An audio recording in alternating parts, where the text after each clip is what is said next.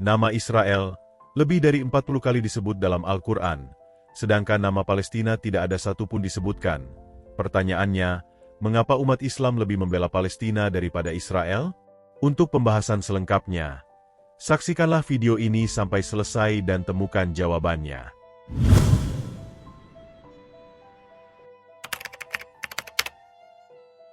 Islam selalu mengatakan sebagai agama yang mengajarkan keadilan, kebenaran, dan kesetiaan pada wahyu kitab suci Allah. Namun, ada satu paradoks besar yang jarang dibahas secara jujur, yaitu hubungan antara Islam dan bangsa Israel.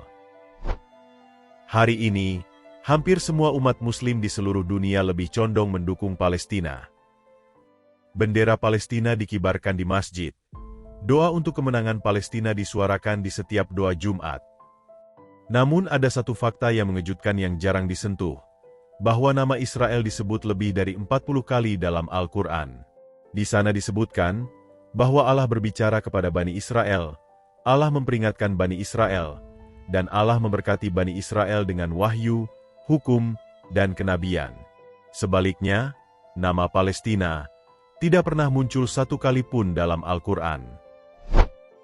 Jika Al-Quran sendiri berulang kali menyebut dan memuliakan Bani Israel, lalu mengapa banyak Muslim justru membenci bangsa Israel, bangsa yang disebut Allah dan dipilih Allah di dalam kitab suci Al-Quran?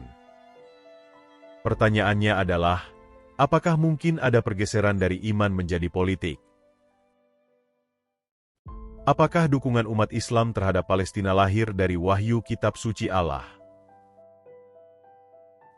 Atau apakah dukungan umat Islam lahir dari narasi media yang menyesatkan, yang syarat dengan kepentingan politik? Coba Anda renungkan secara mendalam. Apakah Anda sadar, kondisi sosial sekarang ini semakin kacau, di mana isu agama bercampur dengan politik, sehingga mengaburkan makna asli ajaran kitab suci? Nama Israel kini seolah menjadi kata yang negatif dan tabu di telinga banyak umat Islam. Ketika seseorang berdoa bagi Israel, ia sering dianggap sebagai musuh. Dan ketika ada sebagian umat Islam yang bersikap adil terhadap Israel, mereka justru dicap tidak menjalankan ajaran Islam yang benar. Di sini ada pertanyaan penting untuk umat Islam renungkan. Apakah umat Islam hari ini masih percaya dan berpegang penuh kepada kitab suci Al-Quran? Jika iya, mengapa ayat-ayat tentang Israel jarang sekali dibahas di mimbar masjid?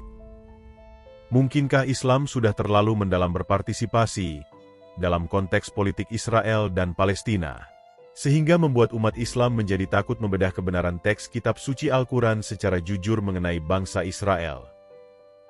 Jika iya, itu berarti umat Islam telah menolak apa yang difirmankan Allah dalam kitab suci Al-Quran. Nah sekarang, ada beberapa ayat yang menyebut Bani Israel dengan jelas. Surah Al-Baqarah 2 ayat 47 mengatakan demikian, "Hai Bani Israel, ingatlah nikmatku yang telah aku anugerahkan kepadamu, dan aku telah melebihkan kamu atas segala umat di alam ini." Kemudian di dalam surah Al-Jathiyah 45 ayat 16 berkata demikian, "Dan kami berikan kepada Bani Israel kitab, hikmah, dan kenabian."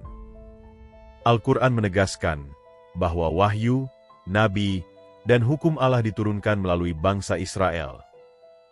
Jadi, bagaimana mungkin Allah membenci bangsa Israel, bangsa yang dipakai Allah untuk menyalurkan pewahyuannya bagi umat manusia?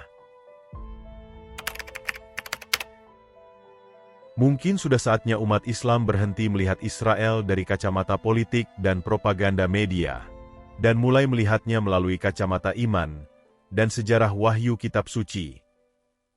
Logikanya, jika iman seorang Islam bersumber dari Al-Quran, maka dia tidak bisa menolak dan melawan apa yang tertulis di dalamnya. Yang menjadi pertanyaan adalah, apakah umat Islam sekarang masih setia pada wahyu kitab suci, atau lebih percaya pada ideologi dan narasi politik? Sebelum saya akhiri, ada dua hal penting yang patut menjadi bahan pertimbangan untuk direnungkan oleh umat Islam. Yang pertama, pesannya bukan untuk memihak Israel atau memihak Palestina. Di sini tentang kembali ke akar iman, Suatu undangan untuk berjalan sesuai dengan bimbingan wahyu kitab suci dengan hati terbuka.